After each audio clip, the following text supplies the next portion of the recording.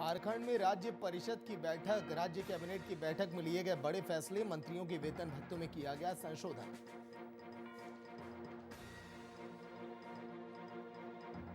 बंगाल विधानसभा चुनाव नहीं लड़ेगी जेएमएम, टीएमसी को समर्थन देने का लिया फैसला, ममता बनर्जी ने समर्थन का किया था आग्रह।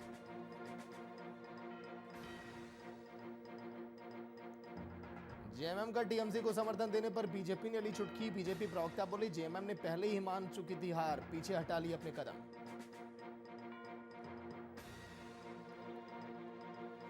एक बार फिर आंदोलन की तैयारी में पारा शिक्षक, विधानसभा को घेरने की तैयारी में जुटे पारा शिक्षक, 15 मार्च से 19 मार्च तक किया जाएगा आंदोलन।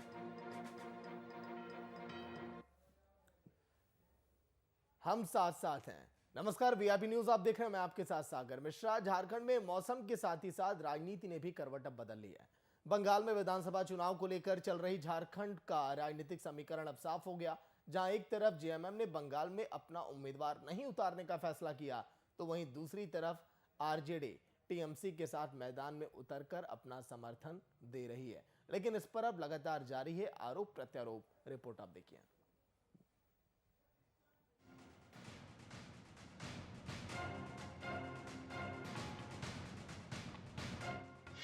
बंगाल चुनाव पर जेएमएम का रुख साफ, टीएमसी को मिला जेएमएम का समर्थन, ममता बनर्जी ने समर्थन का किया था आग्रह।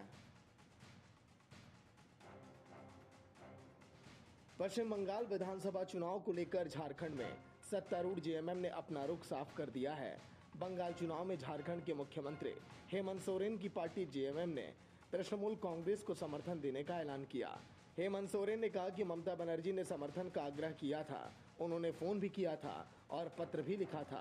इस पर चर्चा हुई, जिसके बाद समर्थन देने की घोषणा की गई है।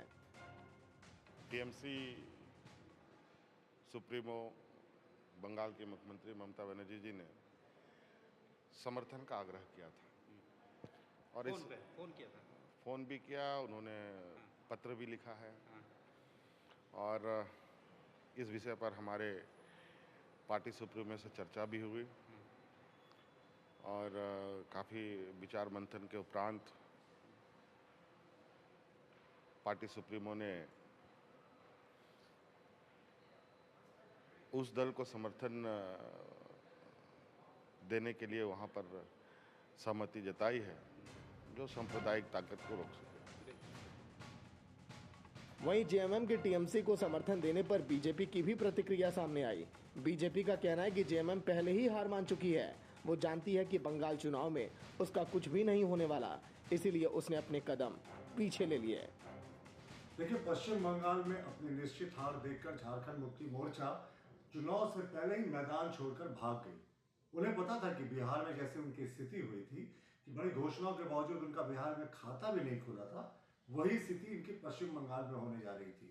झारखंड मुक्ति मोर्चा ने बड़ी बड़ी घोषणा की थी कि 40 सीटों पे वो मजबूत स्थिति पे है। उन्होंने अपने नेताओं को ग्राउंड जीरो पे भी भेजा, लेकिन ग्राउंड जीरो पर जाकर उन्हें पता चल गया कि इस बार भारतीय जनता पार्टी के सामने कोई दल का टक्कर नहीं है। इसके बाद इन्होंने अपनी इज्जत बचाने के लिए ये घोषणा कर दी कि ये चुनाव नहीं लड़ने वाले पश्चिम बंगाल में।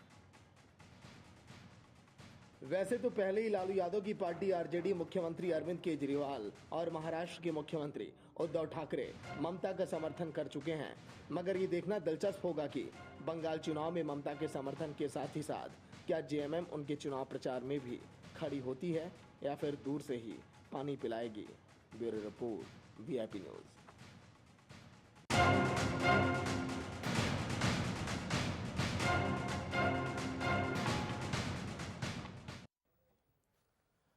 लेकिन क्या दीदी के साथ अगर सीएम सोरेन रहते हैं तो वो चीजें हासिल कर पाएंगे जो उन्होंने सोची थी? वीआईपी न्यूज के एडिटर कुंदन कृतक जी आज के दिन लाइव जुड़े हैं, जिनसे हम पूरी चर्चा करेंगे कि आखिर इस तरह के मोड़ क्यों आए बंगाल चुनाव से पहले।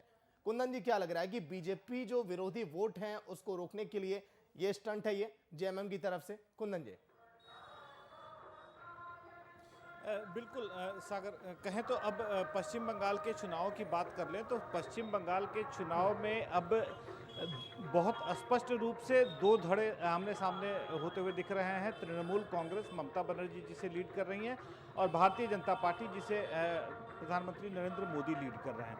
इन दोनों दलों के साथ में अब अलग अलग सहयोगी दल जुटते जा रहे हैं और जिस तरीके से पश्चिम बंगाल की राजनीति में हेमंत सोरेन और जेएमएम दोनों ने एंट्री मारने की कोशिश की थी और साथ ही साथ हेमंत सोरेन ने कुछ चुनावी जनसभाओं को भी संबोधित किया था। उसके बाद जो हालात बनते दिख रहे थे, आपको बताएं सागर कि पश्चिम बंगाल चुनाव में जिन 294 विधानसभा सीटों पर चुनाव होने हैं उसमें लगभग 48 विधानसभा सीटें ऐसी हैं जो झारखंड की सीमाओं से लगी हुई हैं और जहां पर झारखंड इन्फ्लुएंस करने की स्थिति में होता है। इन परिस्थितियों में अगर जेएमएम का साथ ममता बनर्जी को या तृणमूल कांग्रेस को मिलता है तो कहीं ना कहीं ग्राउंड रियलिटी पे अगर बात करें तो टीएमसी थोड़ा सा स्टैंड ऑफ लेती हुई दिखाई दे रही है और साथ ही साथ जो कह सकते हैं कि वोटों का बंटवारा होने की गुंजाइश थी इन 48 सीटों पर, वो अब वोटों का बंटवारा या वोटों का ध्रुवीकरण होने की स्थिति नहीं दिख रही है। साथ ही हेमंत सोरेन ने जिस तरीके से इस राजनीतिक समीकरण को बदला है उसमें कहीं ना कहीं नेशनलिस्ट कांग्रेस पार्टी के शरद पवार और उद्धव ठाकरे, शिवसेना के उद्धव ठाकरे, इन दोनों लोगों की काफ़ी अहम भूमिका मानी जा रही हैं क्योंकि आज से कुछ दिन पहले जब रांची में शरद पवार की रैली हुई थी, उस रैली में उन्होंने एनसीपी के कार्यकर्ताओं को संबोधित किया था और हेमंत सोरेन दिल्ली से इन्वेस्टर समिट को संबोधित करके लौट रहे थे। हालांकि दोनों की व्यक्तिगत मुलाकातें नहीं हो सकी, लेकिन शरद पवार की जो बात हुई थी हेमंत सोरेन से, तब से ही यह कयास लगाए जा रहे थे कि अब जेएमएम पश्चिम बंगाल चुनाव से अपने आप को विड्रॉ कर लेगी और पश्चिम बंगाल चुनाव में वह तृणमूल कांग्रेस को सपोर्ट करने की बात कहेगी, जिसके लिए आज हेमंत सोरेन ने भी औपचारिक सहमति अपनी आधिकारिक रूप से दे दी है। तो कह सकते हैं कि अब पश्चिम बंगाल के चुनाव में दोनों तरफ से आमने और सामने दोनों फ्रंट सज चुके हैं। अब देखना अहम यह होगा कि अब मुकाबला कितना कड़ा होगा। लेकिन कुंदन जी, झारग्राम वाली रैली तो आपको याद ही होगी जहां से सीएम सोरेन ने जमकर हमला बोला था ममता बनर्जी पर, कई बातें बोली। उसके बाद ममता बनर्जी भी थोड़ी सी तीखी हो गई, उन्होंने भी कई बार किए जेएमएम पर, कहा था बंगाल में ही सिमट कर रहेंगे तो बेहतर होगा। क्या झारग्राम वाली रैली के बाद मंथन किया गया होगा इस पर? ठीक है कुंदन जी, लौट कर आऊंगा, इसी सवाल पर रहूंगा। विनोद पांडे प्रवक्ता जेएमएम की फोन लाइन पर। विनोद जी, स्वागत है वीआईपी न्यूज में। विनोद जी, क्या बात हो गई, कदम क्यों पीछे करने पड़े? बीजेपी अब इस पर हमलावर हो रही है सर, बीजेपी तो अब चुटकी ले रही है। नहीं, भारतीय जनता पार्टी को ज्यादा खुश होने की आवश्यकता नहीं है और तृणमूल कांग्रेस ने पार्टी सुप्रीमो को अनुरोध किया था कि झारखंड मुक्ति मोर्चा बंगाल में हमें मदद करे, तृणमूल कांग्रेस को, और पार्टी ने फिर मंथन किया और उसके बाद में तृणमूल कांग्रेस को समर्थन करने का हम लोगों ने निर्णय लिया। तो इसमें भारतीय जी बोलिए। तो इसमें भारतीय जनता पार्टी अगर चुटकी ले रही है तो इससे पता चलता है कि भारतीय जनता पार्टी कितनी हताश हो रही है, वहाँ कितनी निराश हो रही है। झारखंड मुक्ति मोर्चा का अपना राजनीतिक स्टैंड है, तृणमूल कांग्रेस का अपना राजनीतिक स्टैंड है। इससे भारतीय जनता पार्टी को हम नहीं समझते हैं कि कोई जगह मिलना चाहिए जिसमें वो खुश हो जाए या चुटकी हो। ठीक है विनोद जी, हमारे एडिटर कुंदन कृतज्ञ जी भी लाइव में जुड़े हुए हैं। कुंदन जी, विनोद पांडे लाइन पर जेएमएम से। विनोद जी, क्या लगता है जो फैसला जेएमएम की तरफ से लिया गया है, इस फैसले में शरद पवार की कितनी अहम भूमिका मानते हैं? क्योंकि शरद पवार की रैली के बाद यह कयास लगाए जा रहे थे कि जेएमएम अब टीएमसी को पश्चिम बंगाल चुनाव में सपोर्ट करने जा रही है, तो शरद पवार की कितनी अहम भूमिका रही है जेएमएम के इस निर्णय पर पहुंचने के पीछे? देखिए कुंदन जी, कयास तो हम और आप कुछ भी लगा सकते हैं और उस कयास का कोई हाथ पैर नहीं होता है, लेकिन स्पष्ट है कि ममता बनर्जी ने यानी तृणमूल कांग्रेस ने पार्टी सुप्रीमो माननीय गुरु जी को अनुरोध किया था, हेमंत सोरेन जी से उन्होंने बात की थी और पत्र भी लिखा था कि झारखंड मुक्ति मोर्चा अगर टीएमसी को बंगाल में समर्थन करता है तो निश्चित रूप से इसका लाभ मिलेगा टीएमसी को। और पार्टी ने निर्णय लिया, पार्टी ने तृणमूल कांग्रेस को वहां समर्थन करने का निर्णय लिया। और सिर्फ वही नहीं, हम असम में भी जा रहे हैं चुनाव प्रचार में, बंगाल में भी चुनाव प्रचार में जाएंगे।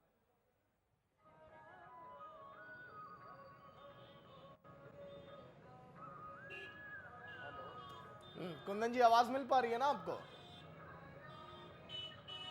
जी सागर, देखिए बहुत स्पष्ट सी स्थिति है जो कि विनोद जी ने भी जिस बात को माना है कि ममता बनर्जी ने जो बात की है हेमंत सोरेन से, और ममता बनर्जी ने जिस तरीके से पत्र लिखा है जेएमएम के सुप्रीमो को, इन दोनों स्थितियों में आपको मैं याद दिला दूं 29 दिसंबर 2019 की बात, सीएम के तौर पर हेमंत सोरेन का शपथ ग्रहण होना था और उसमें जो प्रस्तावित सूची बनी थी उस प्रस्तावित सूची में ममता बनर्जी को भी शामिल होना था, लेकिन वह किन्हीं कारणों से इस समारोह में शिरकत नहीं कर सकी।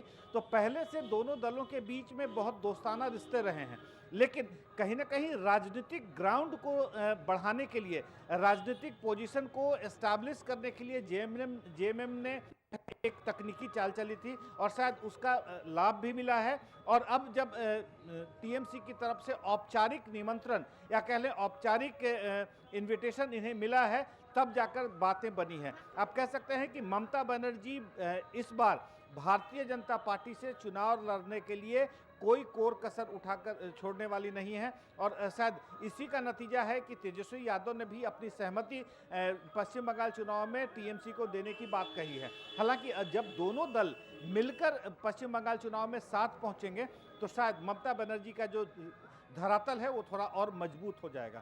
सागर, ठीक है, लेकिन ये बताइए विनोद जी, क्या झारग्राम में बड़ी बड़ी बातें बोलना, सीएम सोरेन की तरफ से ये कहना कि अपनी ताकत हम दिखाएंगे पश्चिम बंगाल के चुनाव में, लेकिन ये एक साथ होना, क्या केवल यहां पर केवल एक ही मकसद है कि बीजेपी विरोधी जो वोट है उसको कैसे बंटने से रोका जाए?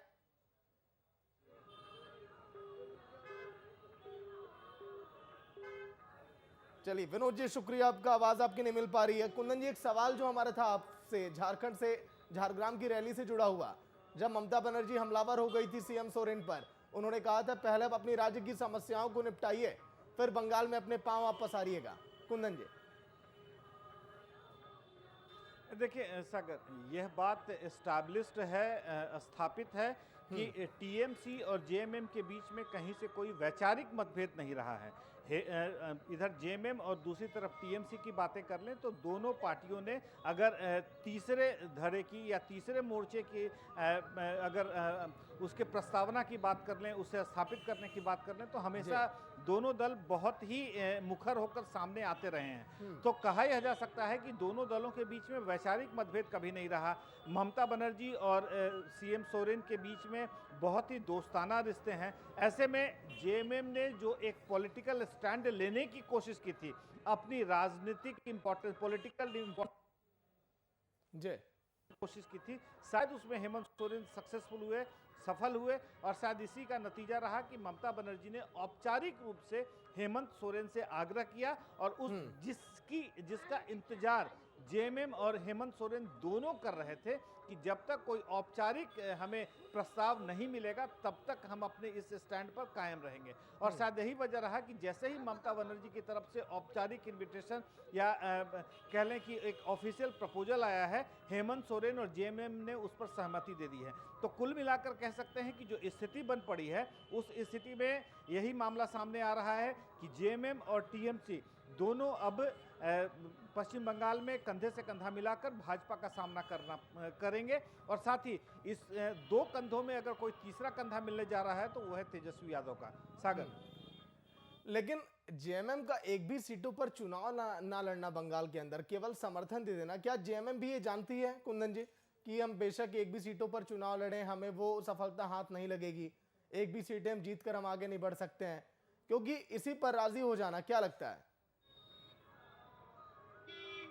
देखिए सागर, आज की तारीख में जो स्थिति है प्रो यूपीए अगर कह लें, मैं यूपीए नहीं कह रहा हूं, प्रो यूपीए जितनी पार्टियां हैं और साथ ही यूपीए के जितने धड़े हैं, तमाम धड़ों की एक ही कोशिश है कि कैसे बीजेपी के बढ़ते हुए रथ को रोका जा सके। जाहिर सी बात है, जिस तरीके से बिहार में अगर बात कर लें कि राजद सबसे बड़ी राजनीतिक पार्टी होने के बावजूद आज विपक्ष में बैठी हुई है। ठीक है और कुंदन जी, वहां लौट कर BJP आऊंगा प्रदीप सिन्हा, प्रवक्ता बीजेपी के फोन लाइन पर। प्रदीप जी, स्वागत है वीआईपी न्यूज में।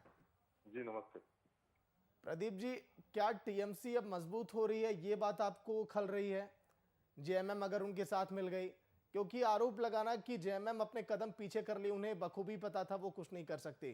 प्रदीप जी, नहीं, आप बताइए कि जेएमएम वहां आखिर कितनी सीटें लड़ने जा रही थी और कितनी सीटें जीतने की स्थिति में थी। अब तो इस तरह से इसको पोर्ट्रेट किया जा रहा है कि मानो जेएमएम वहां कोई किंग मेकर बनने की भूमिका में था। बात जीतने की नहीं है ना जेएमएम प्रदीप जी। अगर जेएमएम अगर साथ खड़ी है टीएमसी के, तो जो भी वोट बैंक है उनके, वो तो उनके पाले में जाएंगे ना सर। अगर दोनों पार्टियां एक साथ एक मंच पर हैं तो बेशक कुछ ही वोट रहे होंगे।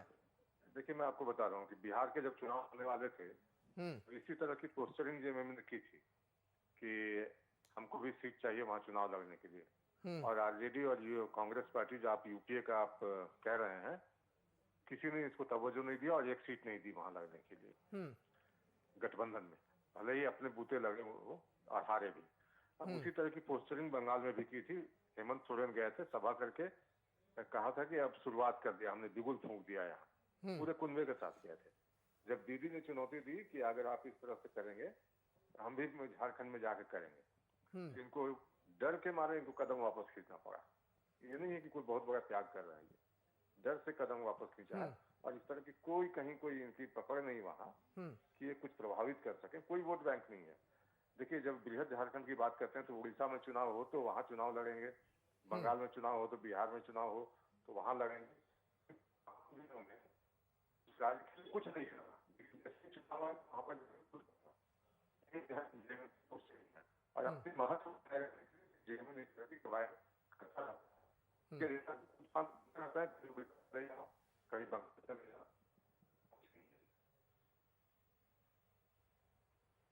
प्रदीप जी, आपकी आवाज नहीं आ पा रही है साहब।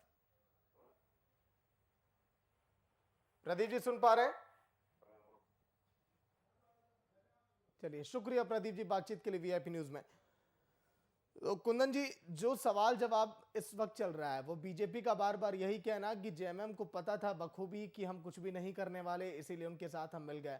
लेकिन शिबू सोरेन का यह कहना कि सांप्रदायिक ताकतों को रोकना होगा, इसलिए महज एक फोन कॉल के बाद हमने ये ठान ली कि हम अब टीएमसी के साथ हम मिलने जा रहे हैं। कुंदन जी, देखिए, मैंने सागर आपको पहले भी कहा कि टीएमसी और जेएमएम के बीच में कभी वैचारिक मतभेद नहीं रहा। दूसरी बात, जितने प्रो यूपीए या यूपीए के घटक दल हैं, कोशिश है कि बीजेपी के बढ़ते हुए रथ को रोका कैसे जाए।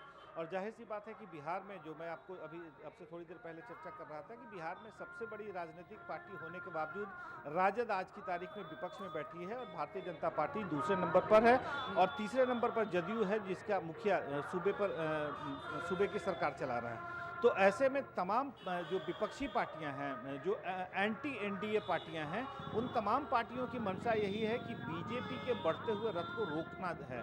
और शायद यही इसी मनसे की वजह से ममता बनर्जी जो किलेबंदी कर रही हैं, उस किलेबंदी में इन्हें तेजस्वी यादव और हेमंत सोरेन का साथ मिला है। तो कुल मिलाकर कहा यह जा सकता है कि पश्चिम बंगाल के किले को बचाने के लिए जो घेराबंदी की जा रही है, उस घेराबंदी में एक तरफ से अपने उत्तरी और दक्षिणी और पश्चिमी किनारे से तो यह निश्चिंत हो चुकी हैं, क्योंकि बिहार और झारखंड के दोनों मुख्यमंत्रियों ने ममता बनर्जी को समर्थन और सहमति देने का वादा कर दिया है।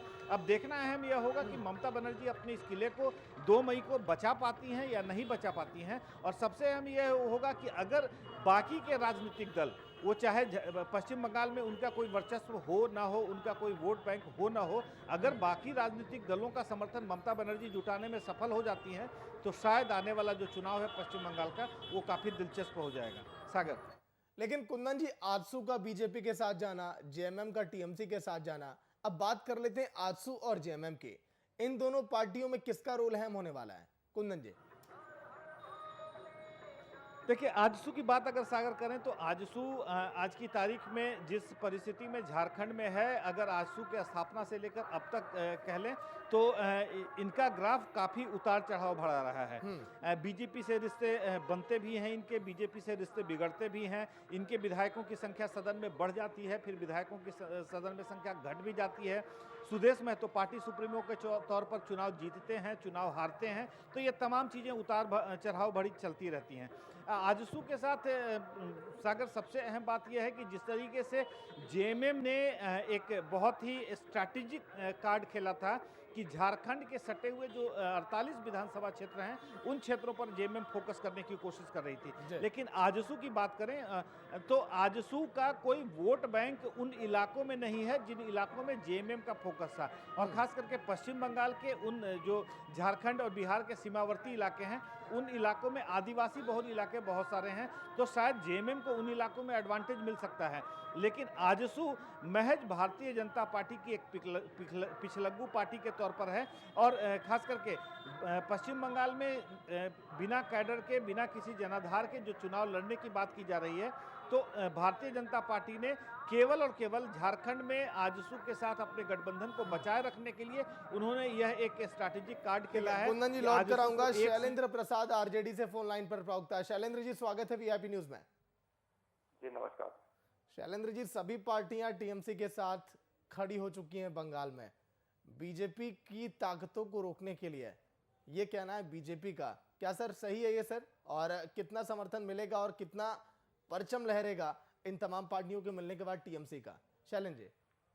जी ऐसा है कि अभी जो वर्तमान समय में बंगाल में चुनाव हो रही है जी, उस चुनाव में वहाँ विचारधारा की लड़ाई है, वहाँ कोई व्यक्ति विशेष की लड़ाई नहीं है। एक ओर है सांप्रदायिक शक्तियाँ और दूसरी ओर है आपको सामाजिक न्याय और जो सामंतवादी और जो जनता के विरोध में जो लोग काम कर रहे हैं केंद्र सरकार में बैठ करके। वैसे अभी देखा जा रहा है कि प्रधानमंत्री को विधानसभा के चुनाव में किसी भी स्टेट में एक पार्टी के पक्ष में प्रचार नहीं करना चाहिए। तो अभी जिस तरीके से जो हाल आपको बिहार चुनाव में हुआ भारतीय जनता पार्टी का और गठबंधन का, उसी तरह का जो परिणाम वहां भी आने वाला है। और एकदम एक तरफा जनता जो है एक तरफा मत देगी, क्योंकि जनता ने मन बना लिया है कि झूठे वादों को लेकर के जो यहाँ पर सरकार बनाने के लिए जो लोग काम कर रहे हैं, तो सिर्फ सरकार बनाने के लिए काम कर रहे हैं, उनको देश की जनता से कोई मतलब नहीं है। जहाँ एक और जो महंगाई चरम सीमा पर है और महंगाई के विषय में और जो मुद्दों पर ये लोग बात नहीं करते हैं, ये लोग राम और रहीम के बीच में दरार पैदा करने के लिए चुनाव में उतरे हुए हैं और फूट डाल और राज करो की नीति पर काम करने के लिए चुनाव में है। तो ऐसे लोगों को सबक सिखाने के लिए बंगाल की जनता जो है कमर कस के तैयार है और एक तरफा मैंने ममता दीदी के पक्ष में लोग खड़े हैं। ठीक है शैलेंद्र जी, हमारे एडिटर कुंदन जी भी लाइव में बने हुए हैं। कुंदन जी, विचारों की लड़ाई है, ये कहना है शैलेंद्र जी का। देखिए सागर, शैलेंद्र जी ने जहां विचारों की लड़ाई की बात कही, वहीं एक बात और कहा है कि किसी भी कीमत पर यह सरकार बनाने की कोशिश करते हैं। जाहिर सी बात है आरजेडी से ज़्यादा दुख किसी दूसरे पार्टी को नहीं होगी, क्योंकि बिहार की जो स्थिति है सबसे बड़े राजनीतिक दल होने के बावजूद वो विपक्ष में बैठा है। मेरा सवाल, अगर शैलेंद्र जी मेरी आवाज़ सुन पा रहे हो, शैलेंद्र जी, बिहार में आप सबसे बड़ी राजनीतिक पार्टी हैं, उसके बावजूद विपक्ष में बैठे हैं, अगर ऐसी ही कुछ स्थिति पश्चिम बंगाल में देखने को मिली तो क्या हालात होंगे? देखिए, बिहार में पूरे देश की जनता ने देखा कि एक और हमारे जो नेता है तेजस्वी प्रसाद यादव और दूसरी तरफ पूरा केंद्र सरकार और स्वयं जो प्रधानमंत्री देश के हैं, तो सारे मंत्रिमंडल मिलकर के सिर्फ तेजस्वी प्रसाद यादव और राष्ट्रीय जनता दल के खिलाफ इन लोगों ने एक मुहिम बनाने का प्रयास किया और इन्हें गलत साबित करने का ये किया।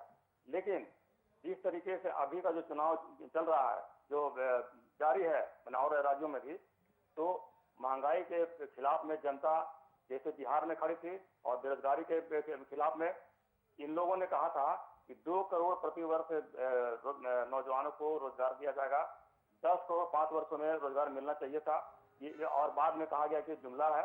तो ये जुमलेबाजी जो है इन चीजों को बंगाल की जनता जो है ये शुरू से इस तरह की चीजों को नकारने का जो काम किया है और जागरूक जनता है। वहां पर 1 रुपया और 50 पैसा का भी महंगाई होता है तो जनता वहां पर बौखला जाती है।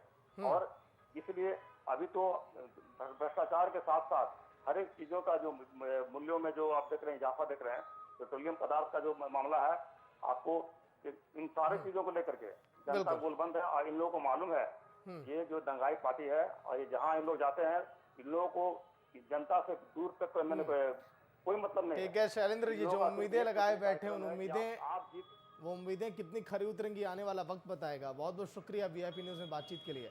कुंदन जी, आखिरी कमेंट आपका जेएमएम विद दीदी।